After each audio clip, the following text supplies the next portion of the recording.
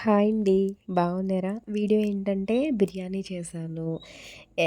ఎలా చేశాను, టేస్ట్ ఎలా ఉంది అనేది వీడియో అనమాట. మరీ అంత పెద్ద వంటలక్కనేం కాదండి. కాకపోతే మరీ అంత తీసి పడేసే అంత కూడా కాదనమాట. ఇది కొంచెం డిఫరెంట్ అండి. డిఫరెంట్ అంటే నా వరకు డిఫరెంట్ అనమాట.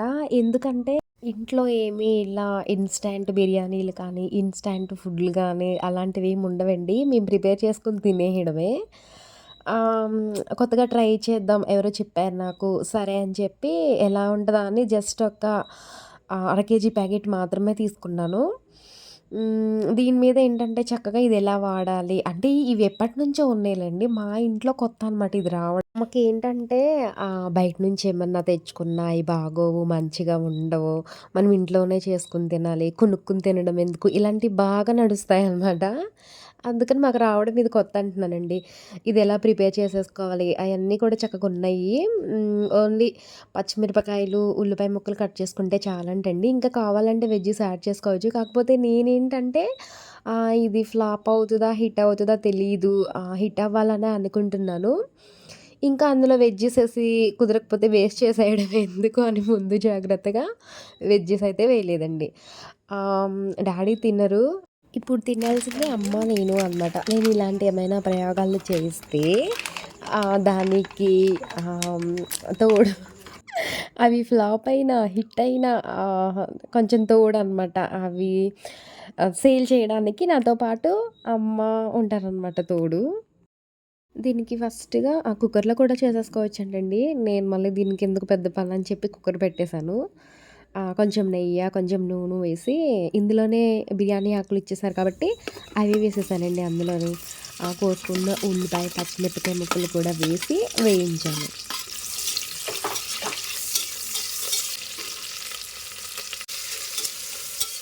ముక్కలు కొంచెం ఏగుతాయన్నమాట. కొంచెం వడిలిన తర్వాత హ్మ్. ఏంటంటే నేను ఈ గ్లాస్‌తో తీసుకున్నాను కాబట్టి ఒక వంతుకి 2:30 వంతులు నీళ్ళు పోయమన్నారండి.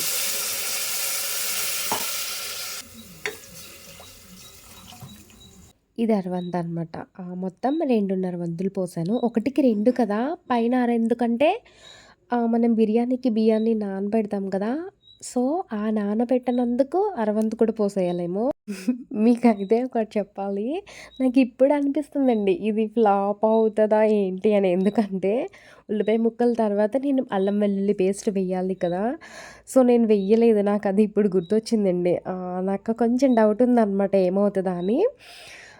చూద్దాం ఏమవుతదో. అల్లం వెల్లుల్లి పేస్ట్ ఈ టైంకే యాడ్ చేసుకున్నానండి వాటర్‌లోనే. తగినంత సాల్టు, లైట్‌గా కొంచెం పసుపు వేసేసి పెట్టేసాను. జస్ట్ 3 విజిల్స్ రానిచ్చిన తర్వాత కొంచెం కుక్కర్ వేడి చల్లారిన తర్వాత తీసానండి. ఎందుకు అంటే ఆ వేడికి కూడా మెతుకులో ఉన్న పలుకు కొంచెం మగ్గుతుందని. ఇప్పుడు పైన కొత్తిమీర వేసేసి కింద నుంచి పైకి, పైనుంచి కిందకి ఇలా ఒక 3, 4 సార్లు తిప్పుకున్నాను. ఏమో చూడ్డానికైతే చాలా టెంప్టింగ్‌గా ఉంది కానీ, తినడానికి ఎలా ఉంటుందో చూడాలి. ఎందుకంటే నేను చేసిన తప్పండి. అల్లం వెల్లుల్లి పేస్ట్ ఈ వీడియో కంగారులో పడిపోయి కొంచెం గంగిలొచ్చేసి అలా వాటర్ వేసుకున్న తర్వాత వేశాను. ఏమవుతదో చూడాలి. చూస్తున్నారు కదా మీరు కూడా మెతుకు ఎక్కడ చిదమలేదు. అండ్ దాంతో పాటు పర్ఫెక్ట్‌గా కుక్ అయిపోయిందండి. నేను ఇలా పట్టుకుని చూసాను. బిర్యానీ అంటే కంపల్సరీ ఉల్లిపాయ ముక్కలు, నిమ్మకాయ కంపల్సరీ ఉండాలి. చికెను ఇలా బిర్యానీకి సైడ్ నాకు కర్రీ లేకపోయినా పర్వాలేదు కానీ, ఉల్లిపాయ ముక్క, ఈ నిమ్మబద్ద మాత్రం కంపల్సరీ ఉండాలండి. ఎలా ఉంటదో చూసి నేను చెప్తాను. ఆహ్, పర్వాలేదండి. టేస్ట్ మాత్రం నేను అనుకున్నంత ఫ్లాప్ అయితే అయిపోలేదు. నేను చేసిన తప్పుకి కొంచెం లైట్‌గా ఎక్కడో తెలిసిందిలెండి. చిన్న మిస్టేక్‌ని సరి చేసేసుకొని చేసుకుంటే ఇంకొంచెం టేస్ట్ యాడ్ అవుతది. కాకపోతే ఈ ఇన్‌స్టాంట్ ఈ ఈ బిర్యానీ ఏదైతే ఉందో అది ఎర్లీ మార్నింగ్ పిల్లలకి కానీ, వర్కింగ్ వుమెన్స్‌కి కానీ, job holders and mainly bachelors ఉంటారు చూడండి. వాళ్ళకి క్విక్‌గా, టేస్టీగా అయిపోతుందనమాట. ఫైనల్లీ కష్టపడకుండా ఇన్‌స్టాంట్‌గా ఈవినింగ్ టైం ఇలా బిర్యానీ చేసుకున్నాను. సైడ్‌గా చికెన్ కర్రీ ఉందిలెండి. కానీ మోస్ట్‌లీ బిర్యానీని నేను ఈ ఉల్లిపాయ, నిమ్మకాయ వీటితోనే ఎక్కువ తినేస్తానండి. కర్రీతో పని లేదు. చూసారు కదా వీడియో.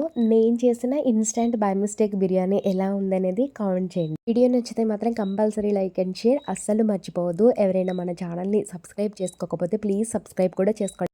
అండ్ ఇప్పటిదాకా ఛానల్‌ని సబ్స్క్రైబ్ చేసుకున్న వాళ్ళందరికీ చాలా చాలా థాంక్స్ అండి. మరొక మంచి వీడియోతో మళ్ళీ కలుద్దాం. బాయ్.